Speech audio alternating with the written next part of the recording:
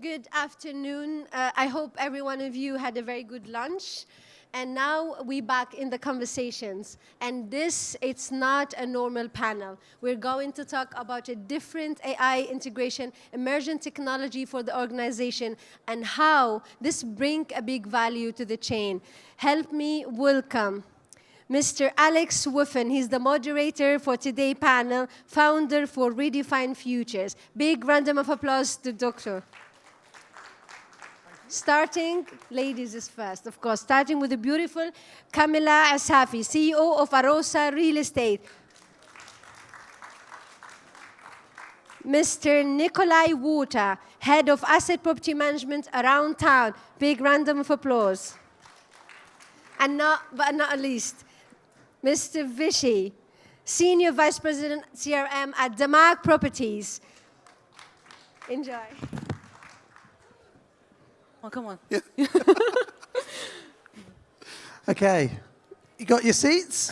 Yeah. Excellent. Excellent. Absolutely. Okay, we'll get this one started, but just a quick introduction from me. I'm Alex Wiffen, founder of Redefine Futures. We are a talent consultancy that embeds in scale-up businesses and supports them with their growth. So I effectively come in as a chief talent officer, and I have a team that then comes in to deliver the hires and exec search, as well as a retention and development function, so helping those companies that are scaling really develop a culture where their individuals will thrive. So that's a quick introduction from me.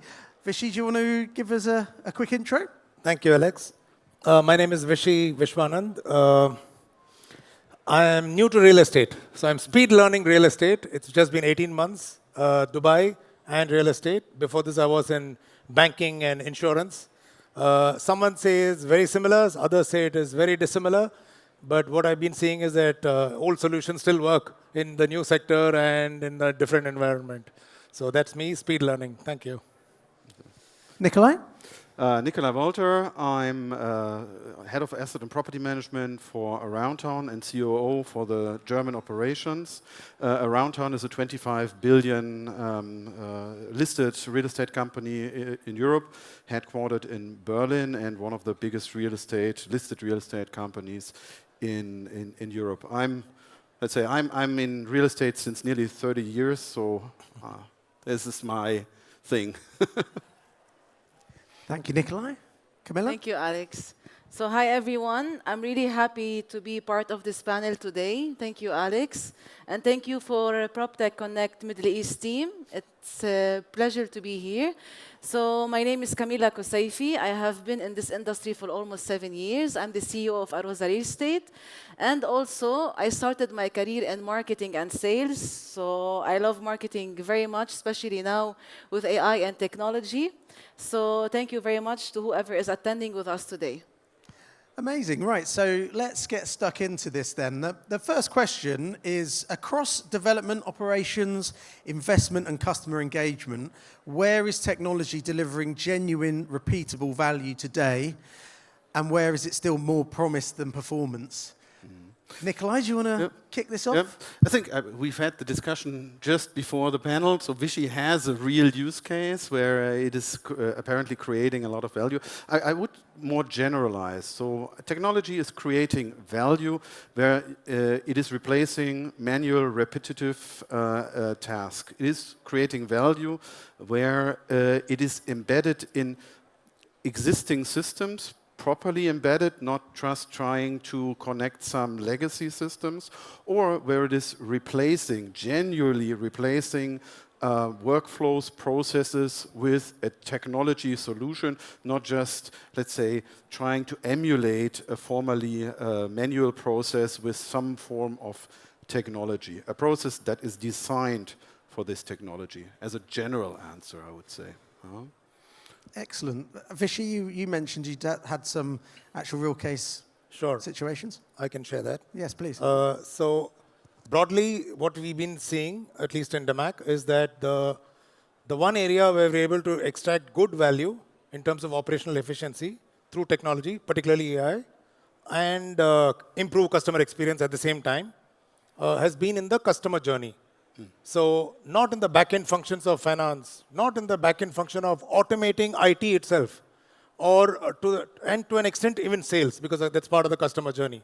So essentially in the customer journey, we've been observing that right from prospect to collections to CRM to handover and the post-handover defect liability period, DLP.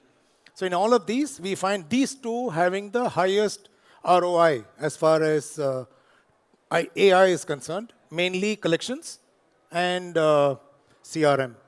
So just to quantify, about 80% of our collection work is now being done only by AI, either through calls or through bots, and getting everything, including allocating your monies where it belongs. And in CRM, we found the effort of CRM humans has reduced by half. It's migrated to bots. Is that in terms of the customer interaction or? Yes. Right. Customer interactions. Right. Okay. And Nikolai, you were sort of the opposite end of the spectrum and not had really experienced that sort of AI really taking over in those capacities as yet. So. Yeah. So, I mean, we are where we are moving is mainly customized solutions. The databases is often not great. Therefore, automation is a thing, but really AI agents, AI taking over processes has not been a big factor yet. I mean, I'm sure it is to come. That's not a question, but it's not there yet. There is no, in my company, we haven't been able to release a single person because we have implemented a great AI solution. I mean, we are getting there. We are seeing that that our efficiency is increasing, but until we are at a point that the efficiency increases in a way that will really generate original savings and a real ROI, that will take a while. Where we're seeing value is in building technology. We are seeing value created in energy efficiency, in connecting building systems that weren't talking to each other in the past, and let's say the potential energy savings, especially in the real estate industry, are tremendous. Overall age groups, overall usages in this industry. So you're really seeing the impact in the management of the properties and saving the energy. Obviously, in Europe, there's pressures, regulatory pressures for that as well.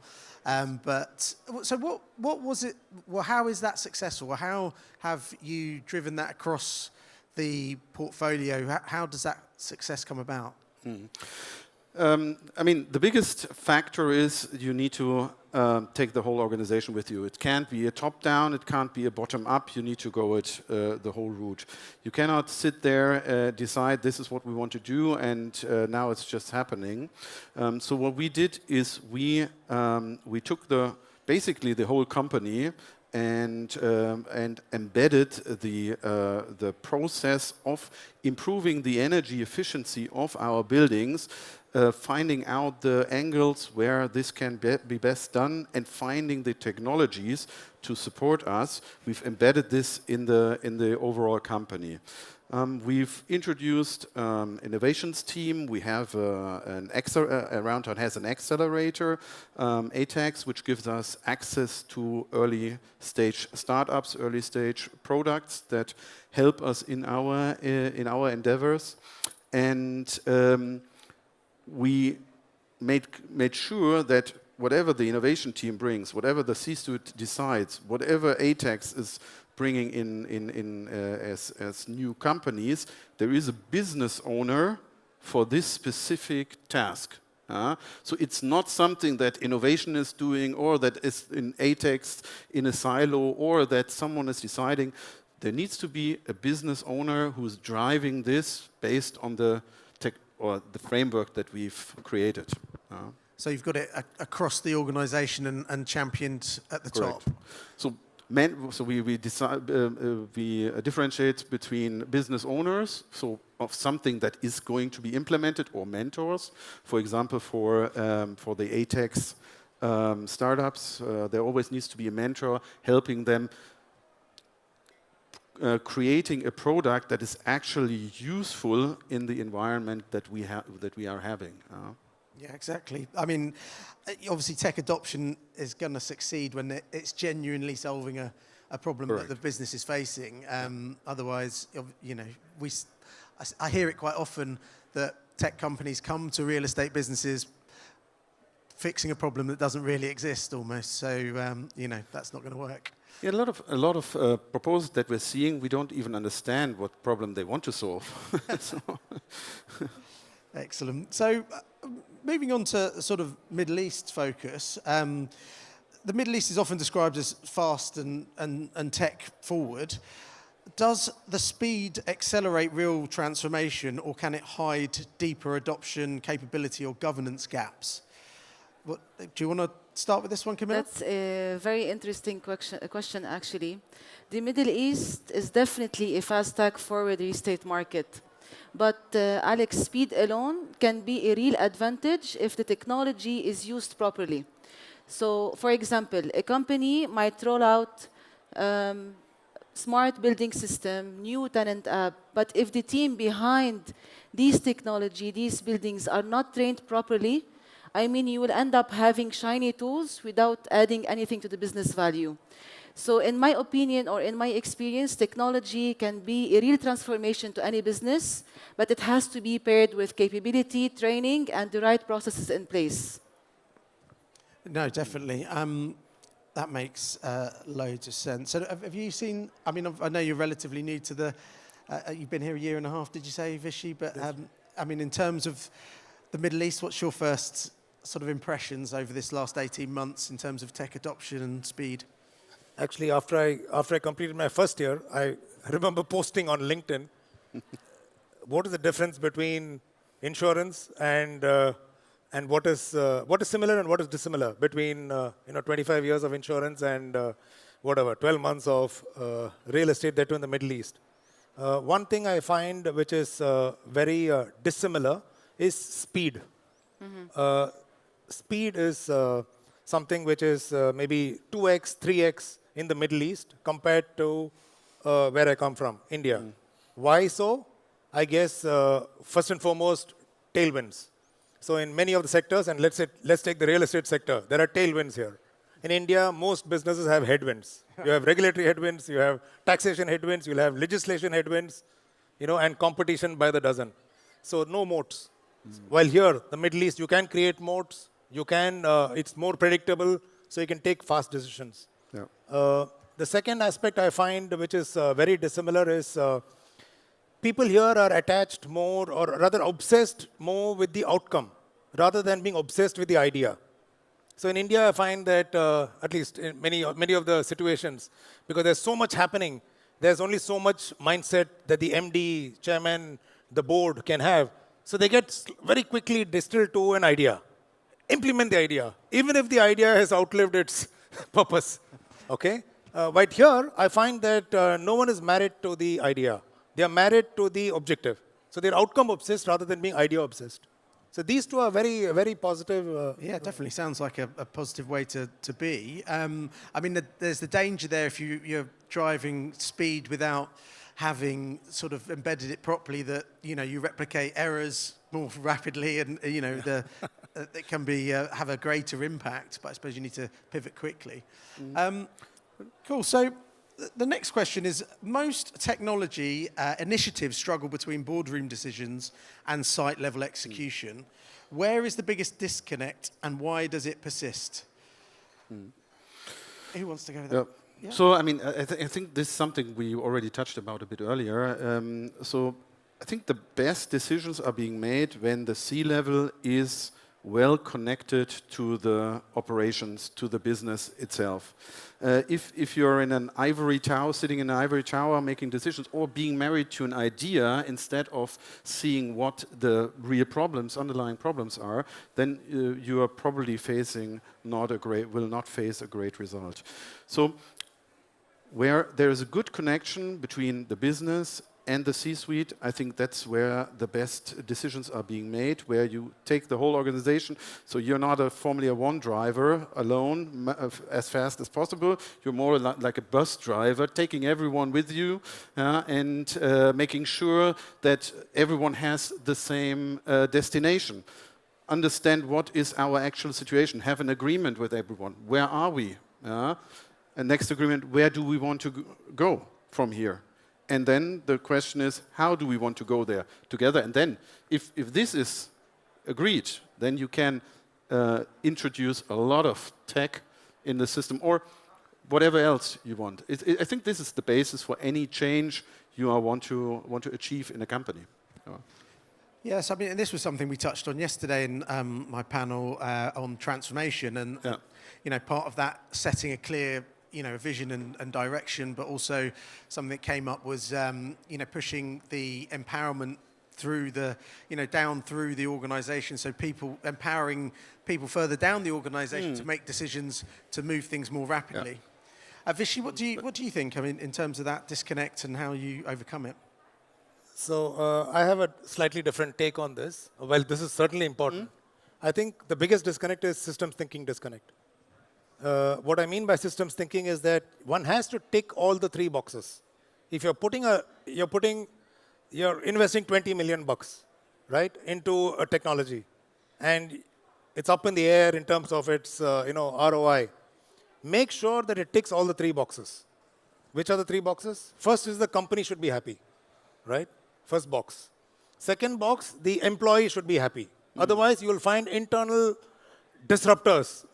Finding reasons why technology will not work. And third, the customer should be happy. If any of these three are not ticked, you'll find after 6 months you'll be giving excuses to your board as to what went wrong and lessons learned. So just to give an example, I've seen in my past life large scale firings, cut down people because there's huge OPEX pressures. We're going through a downturn, so fire people. What happens? Company tick. But employee, scared, fear. Even the ones who are retained are just looking out for jobs. So half their mind is out there. And the customer is wondering who's going to serve me in all of this, right? So that's a question mark. Similarly, I've seen, I don't want to name the company here, a large company, which has gone about the other extreme of being extremely employee friendly based on the credo that if happy employee will produce happy customers. It works, but not if the company is unhappy, right? So happy employee, happy company, company not happy, that will not work. I agree. While on the contrary, if you make sure that all the three boxes are ticked, everything will work. I'll give an example of a recent change that we've implemented in our company here only 6 months ago. So what we did was we had so many people take care of so much work. I mean, the work, let me try to quantify it. 25,000 inflow of volume coming into CRM. Who does it? X number of people. Now, when we studied it, we realized that these X people were working like a factory. You have a front office to receptacle to take care of all the inputs coming in from the app. Service requests, tickets, coming in by the thousands every day. And then you have walk-in center, which is called here a happiness center. And obviously, those who are coming in are coming to complain, right? And then you have the contact center, chats and calls. So all this comes in, received, raised a ticket, goes to back office, somebody does it, sends it to finance, sends it to some tech issues, sends it to facility management, all of that, and then gets it back, goes back to customer. This actually has resulted in excess TAT. Customers give a thumbs up if you do things quickly. Ideally, no breakages, but if a breakage happens, do it quickly and close loop. So when we change the model to have an account management model, very similar to a wealth management or a wealth, the affluent wealth management arm of a bank coming from banking. We did that and we are able to map one person to 800 customers and cover the entire 65,000 customer base of the company, having nationality, so they know where you're coming from, they know your context, language, so they know your language and can speak your language. They know whether you like to be communicated through WhatsApp or email or a phone call. they know, and accountability, no passing around the buck. The baton is not passed. They do it and close it. And they get the feedback straight from the customer, good or bad. We found attrition reducing to half. We found productivity improving significantly. So whenever there's been attritions, and Dubai is known for attrition. Do you mean customer attrition or employee attrition? We never had to backfill. Never. No backfill required. Why? Because the people on board were able to take care of this growing business. It's going through the roof, by the way, the business. So more business coming in, cost avoidance of future hires, and your existing attrition get more and more efficient. So you're losing people, you're able to take up the work with the existing employee So base. employees are now finding their LinkedIn profiles getting better because now they're becoming multi-skilled. They were not only a contact center agent, they become an account manager. Right? The customer's happy because he's got one neck to choke. Company's happy because cost saved. Well done.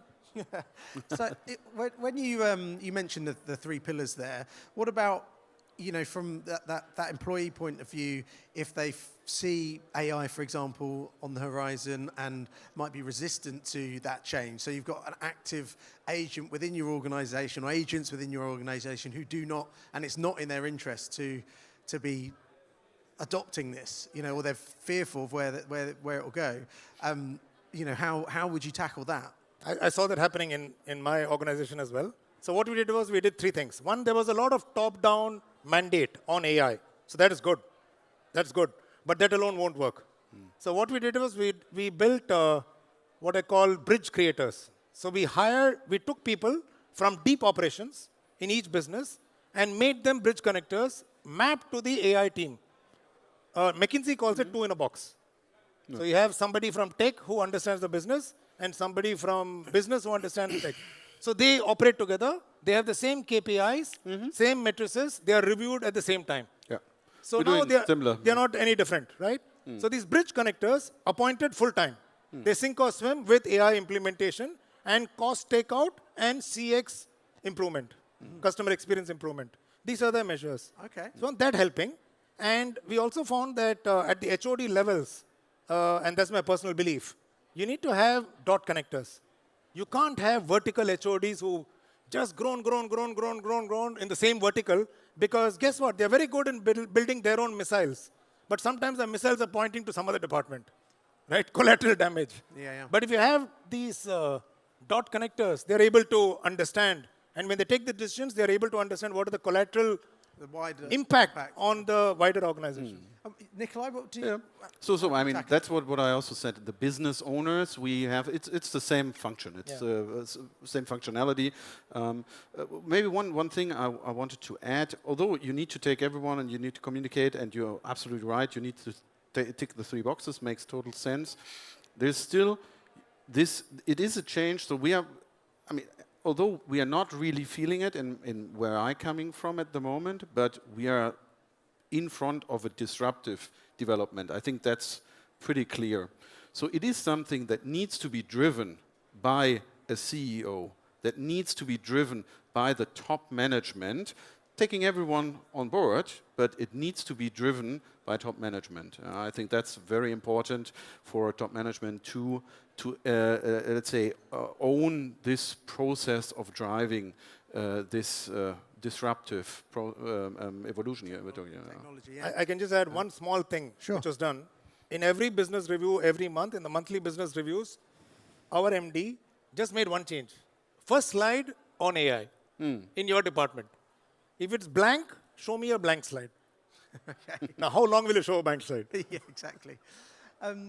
Camilla, how do you, tackle the challenge of, employees or within the business resisting technological transformation?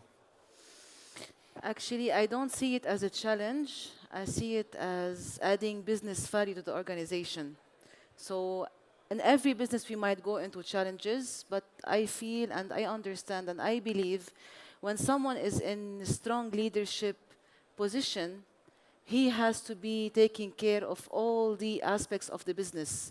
So message should be well delivered to the employees, whether how to use the technology, how the technology will help the employee today itself, not only the business itself. So once we make it clear for the employees, let's say, real estate agents why they have to use the technology today. It's not only for the business itself, but it will facilitate their life. It will be easier for them to connect with investors, to close more deals, to have more successful stories to share. So technology nowadays is not replacing anyone. It's not AI only. It's not IT. I can see that technology is something that everyone should use to make life easier. So it's, yeah, understanding or getting the teams to understand where they need to upskill and then providing that support in developing them. I mean, on that topic of people, technology adoption often fails because of tools, not because of tools, but because the organisation lacks the right skills. So, or roles or incentives. So where are real estate businesses most underestimating the people required to make the technology stick? So, may I take this? Thanks, Alex. What we are seeing, our business is basically at the moment rather constricted by lack of people than too many people. Yeah. So, for me, it's a super easy sell to bring in a technology, be it AI or whatever, that helps people get rid of unnecessary repetitive work. Make them concentrate on higher value work. No one wants to be on the phone all day. No one wants to answer emails all day. If I can take this away, it's an easy win. I mean, you need to frame it correctly. Yeah? We are not looking at, we want to release all of you. I mean, this is not a great message. Yeah? We want to make your work more valuable for the company. Well, yeah, as it's often been said, AI is not going to take your job, but a person with AI will. So, they need to, people need to recognise that you can be that much more productive. But how do you actively encourage or develop your teams in, learning AI and how to utilise it? You actively or do they do that themselves? So, if I were to share my experience, what we did with two things. One was we created an in-house AI team. Of course, administratively reporting to the chief IT officer. However, functionally directly reporting to the MD. So power has to flow from there first. Create a moat around them so that they are able to operate without being pulled down, dragged down by tech, legacy technology and all of that. The second thing we did was in these business units create these bridge creators, right? And then we made it a celebration. Who wants to join this team? Okay, so people actually volunteered, saying, "Get me out of this job. I want to do this job." Okay, what is this job? You'll be working with a bot. All right. Then we have locals. Locals saying, "Okay, I'll work on the Arabic bot." Okay, very good. So Emirati, work on the Arabic bot. Make sure my containment rate in the contact center when you call 800 DMAC is not just 50%, but 65% for Arabic. That's your task. Okay. So listen, train the bot, work with the bot, right? Then the back office functions of the account manager, which can be done through a WhatsApp bot. Who's going to create? Who would like to do it? Raise the question. I'm surprised. People want to do it. I think they find that it's adding value to them, and they're using it as the company's investment as a learning platform for upskilling themselves.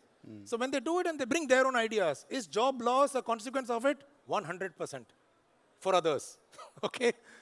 So it's a choice. But good news, Dubai is a growing market, so whoever is let go gets a job even before you know. So that's okay. Very but at fast. least you're able to do a win-win from both the company perspective as well as the employee perspective. And Nikolai, have you got any sort of active schemes to develop and reskill your workforce? So the first thing we did a year ago now, when we started to roll out the whole plan, is we've given licenses for Copilot and ChatGPT to everyone. And we've also encouraged people to use them privately. Get used to it. I don't want to, let's say that AI is ChatGPT, but it's certainly the entrance barrier you need to take to understand where this is all heading. The next thing, we did company-wide trainings on the tools. We did in several skill sets, I would say. with professional up to professional skill set, and we've seen that the acceptance of the technology, I mean, it takes away the fear of AI if you understand it and if you use it on a day-to-day practice. So this was the basic, let's say, the rollout, and then we've now encouraged. I mean, we made a big program. Everyone was asked to give ideas. What is the task you hate the most? What is the task that's taking a lot of your time in manual, repetitive work? Pitch it to us, and let's see whether we can find a solution to take away this task from you.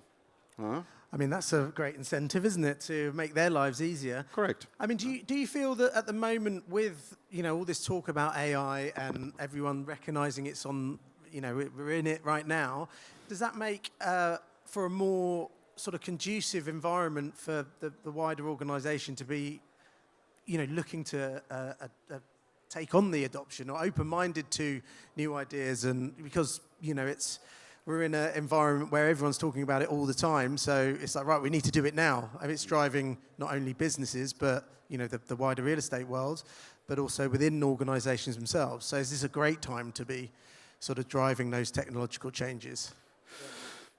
Look, I mean, the reality also is, I mean, we have a bit more than 1,400 employees in our company. There's accountants doing rent accounting. There are accountants which pay invoices. There are people doing service charges, and there are developers. There are asset managers. There are, let's say, highly qualified sales positions. And I would say the acceptance differs depending on which role you're having and what impact you feel the solution or the technologies may have on your personal output or situation. Yeah. I mean, you still can influence this, and you can give a positive story to people, but yeah. Yeah. No, I understand. So, if you were advising a CEO in this region, what is one leadership or structural change they should make in the next 12 months to drive technology through the full value chain? What would that be? Camilla, do you want to start? Yes, sure. So if I was advising a CEO nowadays, the one structural change I would ask this CEO to do it is to appoint one senior technology person across all the departments. He will be the one responsible for the technology and reporting directly to the CEO. Because what we have seen today, what is the problem today? Technology across all departments, teams are using the system without, clear processes. Data is not reliable, and so on. So what would be the job of the senior technology person is to make sure that technology is used across all departments properly, high tenant satisfaction, high customer happiness experience, and then also stop buildings that is not scaling much. So in that way, we can say that the technology is actually helping the business value to scale. Excellent. So, and what do you think, Nikolai? What would your advice be? There are probably several. I mean, one advice I see now is which we learned the hard way, is get your base under control, your information base. If I look at our reality, our data is fractioned over an old Windows Explorer-like server, several Windows 365 solutions in our ERP system. We have in paper. I mean, let's not forget. Most of our properties are from the 90s or 2000s. Yeah, we didn't develop them. We bought it at some point. Some of them or most of them from distressed situations. So we have stacks and folders and stuff still around in paper, which is not digitally available. So get your base under control, your fundamentals, on which you can then build technology solutions. So get the data really up to scratch, and because otherwise, rubbish in, rubbish out, right? Vishy, what would your recommendation be? Three things. First will be strategy, second will be leadership, and third will be mindset. Strategy, what needs to be done is first determine the value chain where you want to use AI. True. We just discussed that, the first question that you posed to us. So do you want to use it in the project construction? Do you want to use it in design? Do you want to use it in customer journeys? Where do you want to use it? But is it First. either or? You can first decide, because there's always a physiology. You can't do everything every time, right? Even technology, AI itself, the solutions which I did not have 4 quarters ago, now I have at an affordable price with a plethora of vendors. So that's changing like every month, I think, now. So that's number one. Number two is leaders. Bite the bullet and rotate your leaders in the patch where you want to have the AI transformation to happen. Rotate them. Don't let them stick to their own chairs. And rotate the HODs, basically. And three is the mindset of being outcome obsessed rather than idea obsessed. Excellent. And where do you, I mean, looking ahead over the next 5 years, where do you think tech will be most adopted across the, your current organization? Where's it going to have the biggest impact? To my mind, if I were to answer, I think given AI and given that it's really LLMs, it's more human. So the part of the business which touch humans. So what touches humans? Customers and employees. So things which are in the employee journey or in the customer journey, identify the effort. Effort for the customer. Which is the maximum effort which he is not willing to pay for? Identify employee journeys. Which is that effort which is meaningless, wasteful time? Identify those and deploy there. We have always found success. Just to give an example, people didn't want, after resolving an issue, people hated making contacts to the customer and telling them that I've resolved the issue, shall I close your ticket? They didn't like it. Put AI, a bot can do it very well. Get you better scores, do it day and night. No irritation to the customer, employee effort saved. No backend, no replacement hiring required for attritions. Similarly, quality. We used to have a quality team checking each employee's performance in a sample, 3%, 5%, maximum 8% sample. Now with AI, it's a 100% sample, and the checking is happening not after it is over, but in process. So we're able to proactively prevent complaints and detractors from forming and improve your net promoter scores rather than post-factor doing a detractor callback, right? So examples like that. Yeah. And Nikolai, where do you see tech having the biggest impact for around town? I would say in the quality of our services overall, because like you already said, Vishy, AI will help us in the customer journey. It will help us also in the. It will take away the, as we said, repetitive manual works. Will free up much more time of our teams to really take care of the client.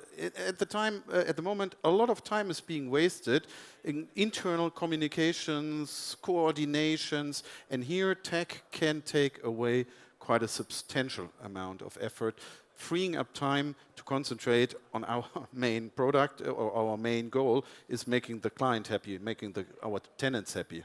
That they are paying our salaries in the end.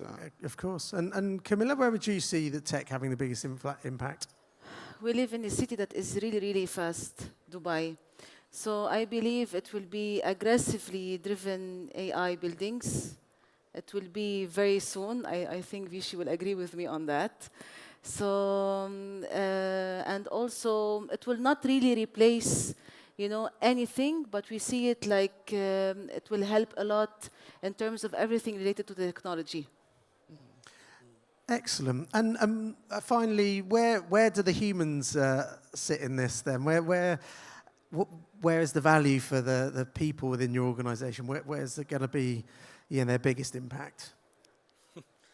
I don't know about all of you, but I've been working for 35 years. When I joined the workforce, my first job was to sell computers, personal computers, because no one was buying them. And then a period of semi-automation, where you had manual registers in a bank, and you're reconciling with what's happening in your bank master, right, every day. But there were still vouchers. And then suddenly it changed to mobile phones. Mobile phones were not there. mobile phones now. So have jobs increased or decreased? It's gone through, jobs have increased. But one person could do maybe 20 transactions those days. Now that same person is doing 200. We have increased work. So work will increase. There will be no job loss, I think. I know some big billionaires are saying that's not the case. Humans will be redundant. Let them be at home. Give them a pension. They should be forced not to work or drive, for that matter. But I don't think that's going to happen. I think work will just increase. We will find new things and more creative things to do. Economics will find a way. And we will scale up 10x again. Yeah, yeah, I agree. I think it's productivity that's going to go up rather than the headcount go down. But maybe in the short term, as I expressed earlier, I've had a client say they've reduced half their developer team because of AI. So what about you, Nikolai? Where does a human... There will certainly be losers in this, in the whole process. Because, I mean, we've seen this in all technology revolutions of the past. There are always the ones who are being left behind, who cannot follow the speed, who cannot adopt to the new environment that we're seeing. But generally, I would agree. Yeah, the work volume is not going to shrink significantly, and I also don't see that everyone is just lounging at home and let an AI agent do his work for him, and so cannot see it. Yeah, but Also for me, the same. I don't see it will replace a human in a way. I will only see that it will facilitate the job itself. But us as a human, we must be able to understand the technology and how to use it properly. But we don't see it. I personally don't see that somehow it will replace the human. We need somehow a human-to-human, speech, emotions, and all of that. Yeah, do these things become even more valuable where we're actually, face-to-face and in person? Yeah. But, well, look, that's the end of the discussion, the panel now. So thanks ever so much for joining me, and thank you, everyone, for attending. thanks, Alex. Thank you.